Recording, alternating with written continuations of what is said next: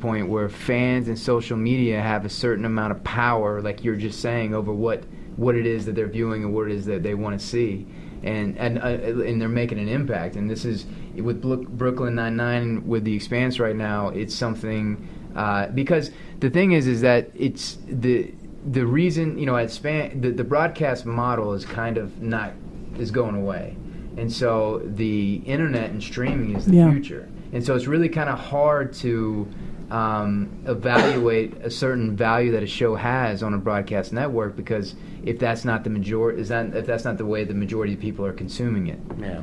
Right. Space operas like The Expanse, people want to watch them in chunks. They want to watch 4 or 5 episodes at a time. They want to, or whatever at their own pace, whatever they decide they want to do. Just whatever.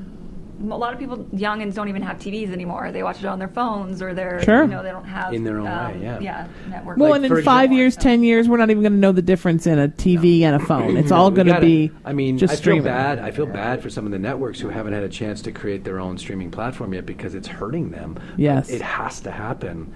Our ratings, which I got a crash course in producing when this whole thing happened. I got to find out how hard it is to produce and what the ratings mean. But our ratings literally double from the day it airs, even more than double. Day it airs to within 3 or 4 days after it airs. Yeah, because of on demand.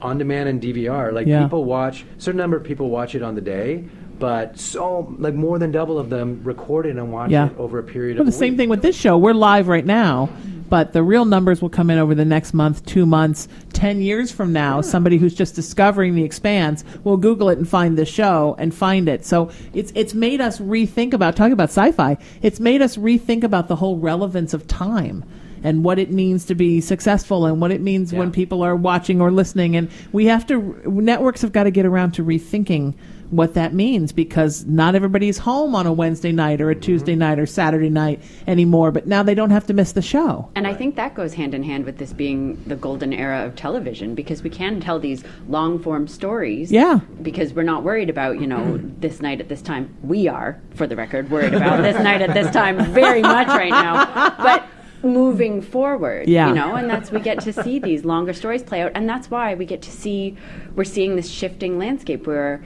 stories like The Expanse that feature such a diverse company of actors, things like Black Panther exploding over the box office and Get Out, because we're actually hearing what people want to see, and people want to see reflections of themselves. It's true. I didn't notice, but someone told me, and when I looked at it, if you watch shows on different streaming networks, Netflix, Hulu, Amazon.com, the shows are not all 47 minutes long. No. Or 60 minutes long. Every episode is a slightly different length depending on what story needed to be told that day, because they don't have to worry about fitting into any kind of network framework. And how amazing is that for writers and creators to just write the story they want to write that day? I think it's fantastic. I just watched an episode of The Terror last night that was 111 minutes.